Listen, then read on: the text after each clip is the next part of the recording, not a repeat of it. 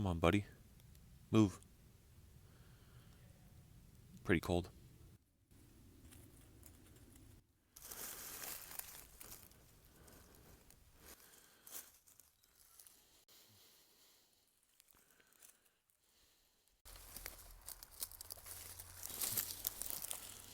Oh. Salamander. A slender salamander. These guys are really quite common out here. Batrachoceps attenuatus, I think. I don't know.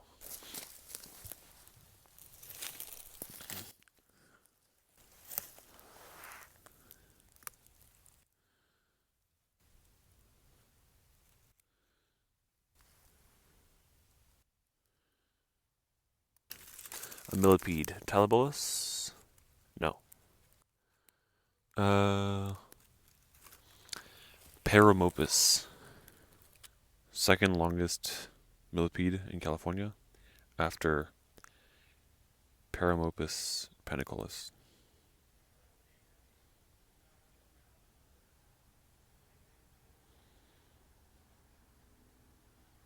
So if I'm not mistaken, this very large piece of debris right here and these smaller pieces all belong to one giant fungus, and this is about to break off like these pieces did. Or maybe that was a separate... Actually, I think it was the same one. It broke off of here. This is one giant fungus. Not sure which.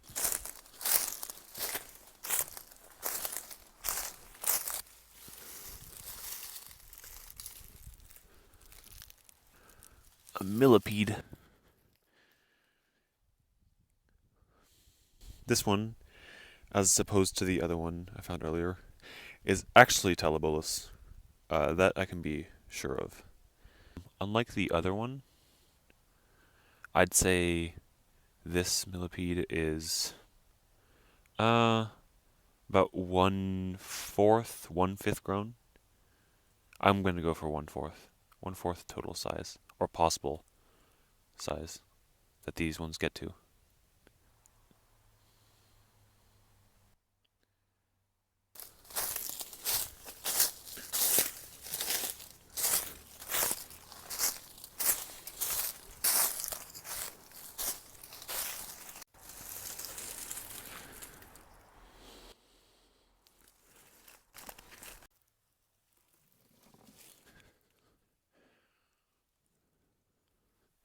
Ooh, nice.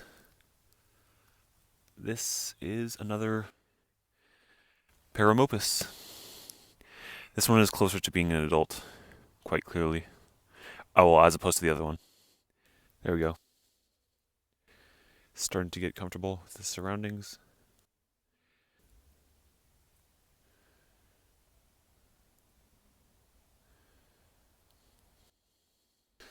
All right, just lost a bit of time there because I had to splinter my thumb, and all I had was a pair of pliers to take it out. But onwards. This is actually a bit unexpected. Usually you don't find millipedes under stones, or at least not this species, and its counterpart, Telebolus. But every so often, get lucky, and they're under here. Usually off to the sides where there's still plant debris which they feed on. And this is another Paramopus angusticeps.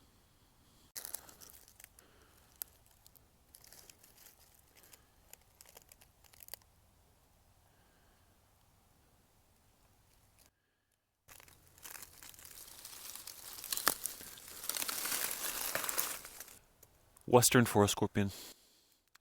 I'd say a subadult, almost full grown. This one is not dead. It's just in sort of a dormant state.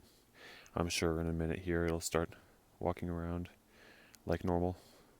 And this species is generally pretty docile, especially during the colder months. So I'll start rolling again when it's walking around. And while it's still kind of sluggish, here's the ventral side of the scorpion. Alright, it's starting to become more active, so here you go. Ah, it's on my shoe. See if I can retrieve it.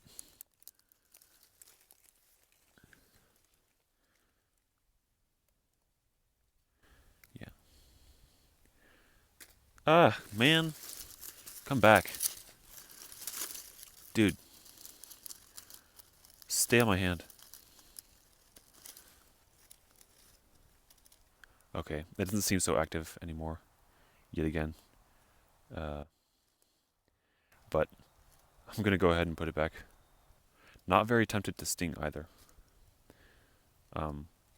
Which is more or less a trait of this species as well, Euroctonus mordax. Although in the warmer months, when they are quite active, picking one up is not such a good idea, if you don't want to get stung at least. Especially with the gravid females or pregnant females.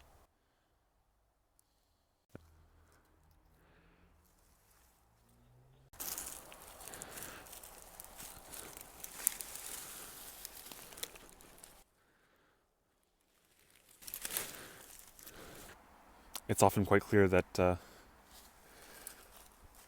largest cover doesn't always produce anything at all. I don't think there's a single insect I can see under this large log. Kind of sad.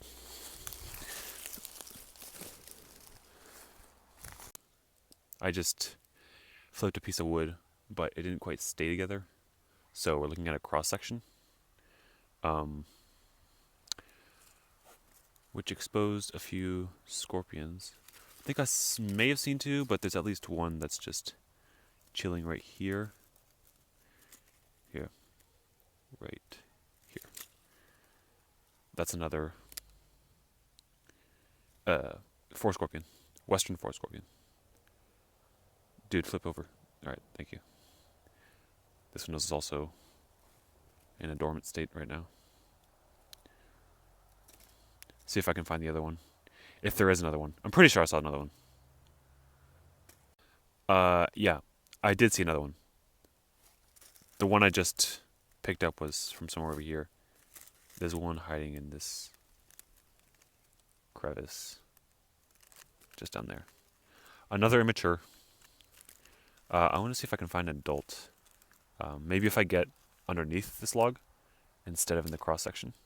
But they seem to like it better actually in the wood, like in these crevices.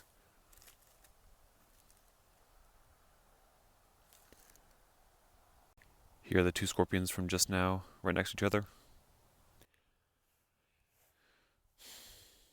One on the left looks like it may molt sometime in the near future, since it's quite globular. It's eaten something recently, for sure.